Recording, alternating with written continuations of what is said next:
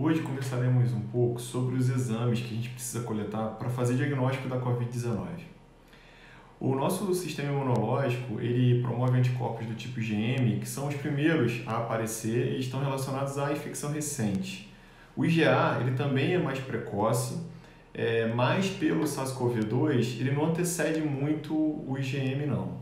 O IgG vem geralmente depois, e está certo que na Covid nem vem muito antes, como em outras doenças que vêm bem mais destacados, né? O IgM aparece, o IgG aparece muito tempo depois. Às vezes na Covid eles vêm até juntos.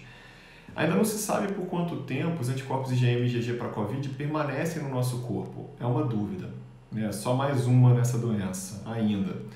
Os anticorpos do tipo IgG, que são produzidos mais tardiamente, eles não asseguram que não haja mais uma infecção.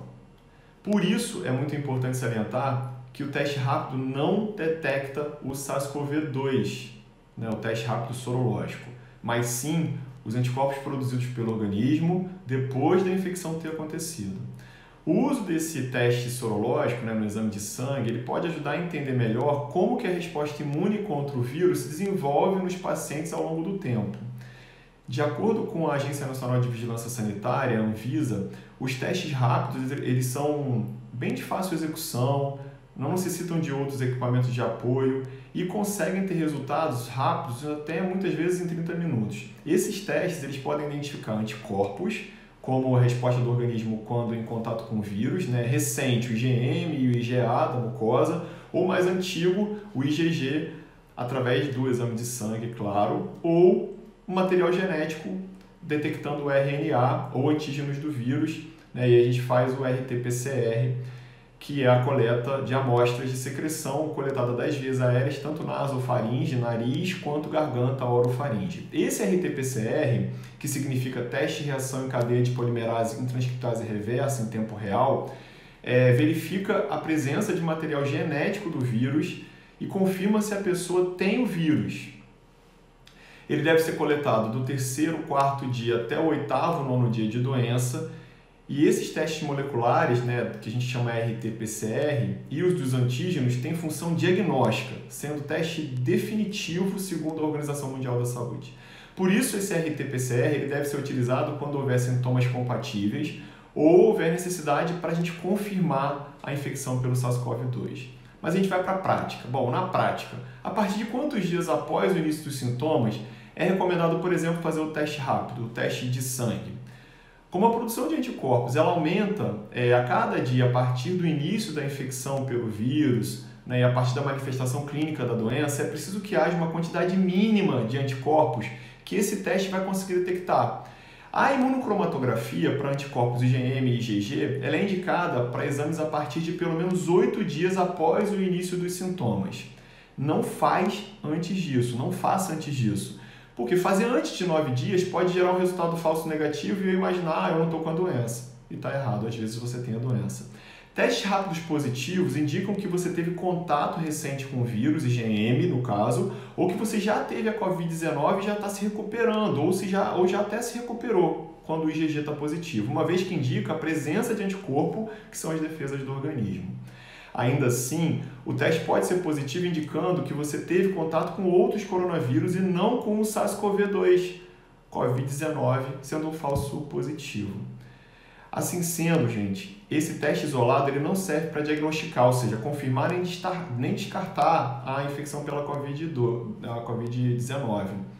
Se o resultado do teste rápido for negativo, indica que eu não tenho a Covid-19? Não. Teste rápido de IgG não tem função de diagnóstico, né, de confirmar ou de descartar a infecção pela Covid-19, né, pela doença. Então, testes rápidos negativos indicam que você não tem anticorpo contra a Covid-19.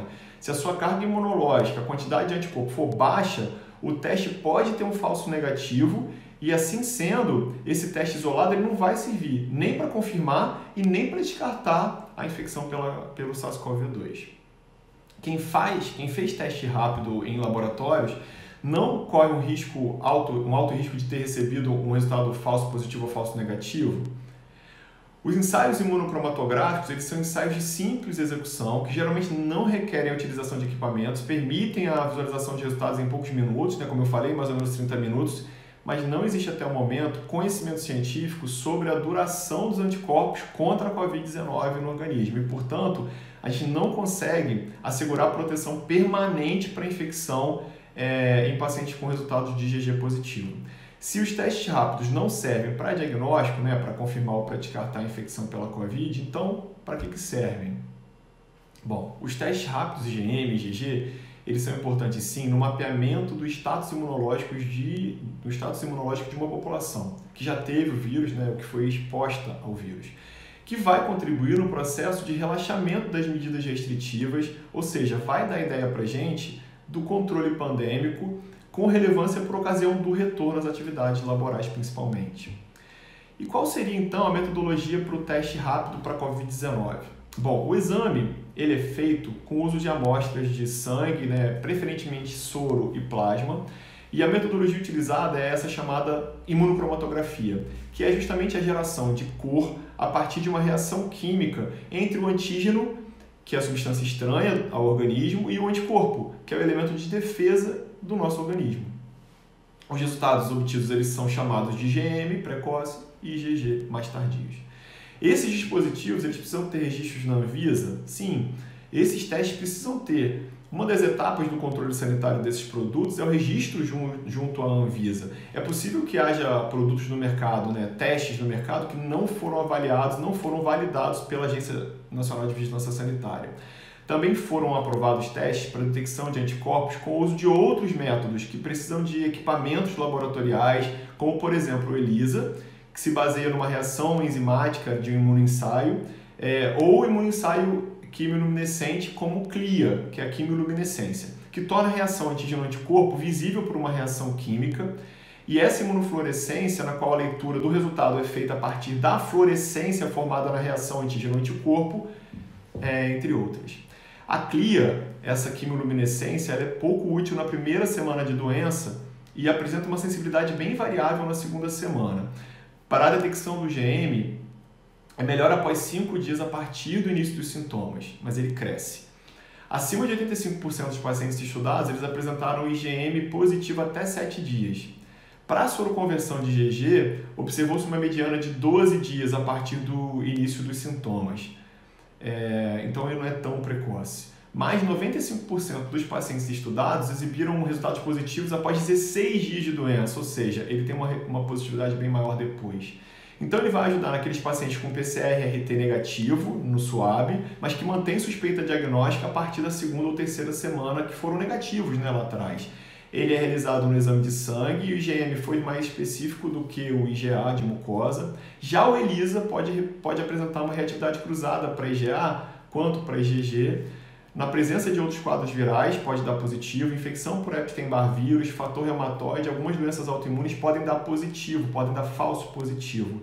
E também nas pessoas que fizeram vacinação para influenza. O IgA positivo tem maior valor preditivo positivo para infecção recente se acompanhado de IgG. Então é legal ter os dois positivos. Gente, ter RT-PCR no SWAB de nariz e de boca positivo e anticorpo positivo é melhor do que ter somente PCR-RT positivo. Se cuidem, se protejam e usem máscara.